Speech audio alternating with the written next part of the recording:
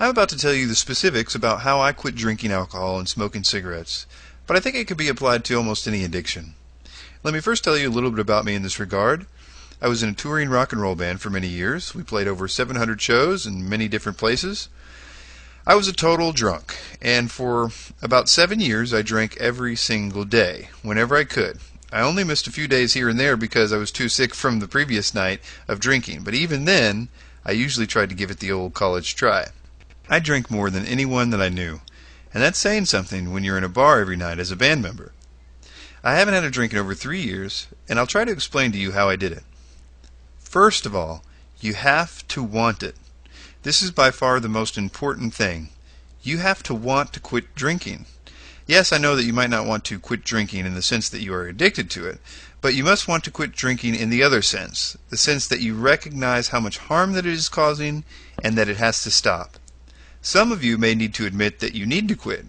This can be harder than it sounds for some people, but I would say go ahead and get it over with. Here's something that I did. Make a list with 2 columns. On one side, list all the reasons that you need to quit. List all the things that would get better if you quit. And then on the other side of the list, write all the reasons to keep drinking. This is an important thing to do for later. I was very amazed to see how extensive the list became as I listed the good things that would happen if I quit drinking. It's important to see it all there in black and white, in my opinion. I tried to quit once right after I made that list, and it only lasted for 2 weeks. The reason why I failed that time is because I made a very common mistake that alcoholics make when trying to quit. Let me explain. It is very, very important that if you're wanting to quit, that you don't allow yourself a hypothetical, future, special occasion drink. That is, telling yourself that one day there might be an occasion special enough that you can drink, or that you can just quit drinking long enough not to be an alcoholic, and then you'll be able to just socially drink, as they say, or just have one every now and again. It sounds like a good idea, but it just doesn't work, unfortunately, because the special occasion will come sooner than you think, and then after that occasion you might even wait a few more days or even a week or more before having another drink. But then they will keep getting closer and closer, and you will be right back where you were, and a little worse. And it's not just me. I've heard the same thing from many, many drunks. So trust me, if you want to quit, you have to already deny yourself that future special occasion drink. You have to be okay with never having another drink for the rest of your life. I know that sounds harsh, but it's true. The next and most important thing is to stop drinking. Just stop. You might want to try to do it in the morning, or you might want to try to do it at night, or just right now. Just don't turn the glass or bottle up anymore. Just stop drinking. I quit smoking too at the same time. I figured it's going to be hard on me anyway. I might as well do them both at the same time. That way, I won't know which one is bothering me more. And I smoked about 2 packs a day too. I figured, well, quitting smoking makes you gain weight, supposedly, and quitting drinking makes you lose weight, so I'll just do them at the same time and cancel it out altogether. The first few days were pretty hard, but I just kept focusing on why I was quitting and remembering the list. I took deep breaths whenever the cravings of doing either one came up. The real rough part for me was about the first 3 days or so. It really wasn't that bad, though. Some people have more severe withdrawals, but like I said, I drank a lot, and it wasn't that bad. The first time I tried to quit, I did not drink non-alcoholic beer. I didn't like the idea. But the last and successful time, I drank quite a lot of non-alcoholic beer. I also sometimes would buy tonic water and limes, or cranberry juice, or something like that. For the first few months, I found it to be a great way to calm the cravings, especially during the harder times. I drank a lot of coffee and other interesting drinks.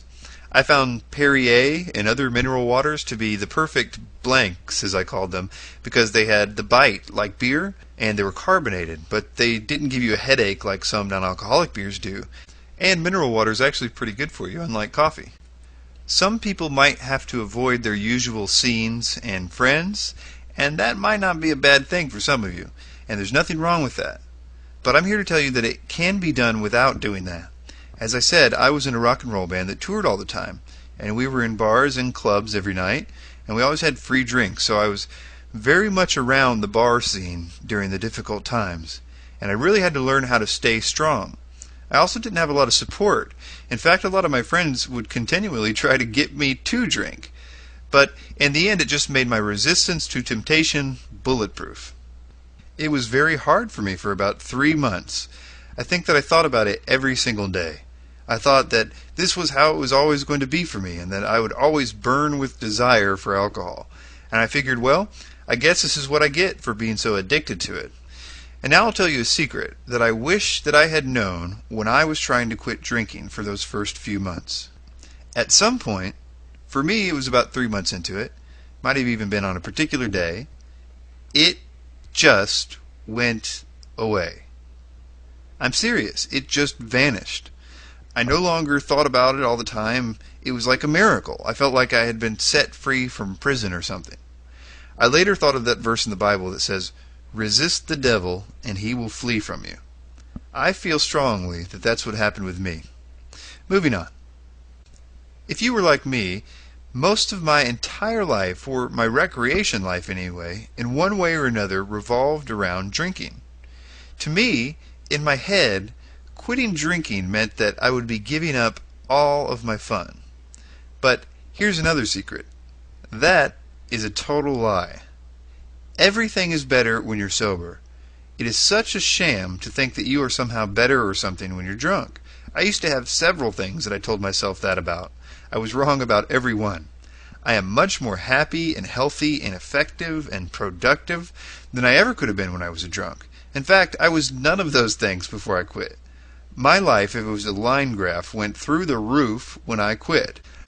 Not to mention that my living expenses dropped like 50%, so I was able to do a lot of things that I normally was never able to do.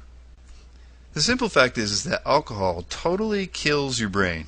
It's very damaging. Not to mention that there's fluoride in most every type of alcohol, and if you drink it like I used to, then you're getting way, way too much fluoride, which can be very dangerous. I'm here to tell you that it can be done, and that it's not that bad. Don't let anyone tell you that it's too hard to do on your own. You can do it, and you can do it now. All it takes is not turning up the glass. This is a very exciting time. We all need to realize our full potential.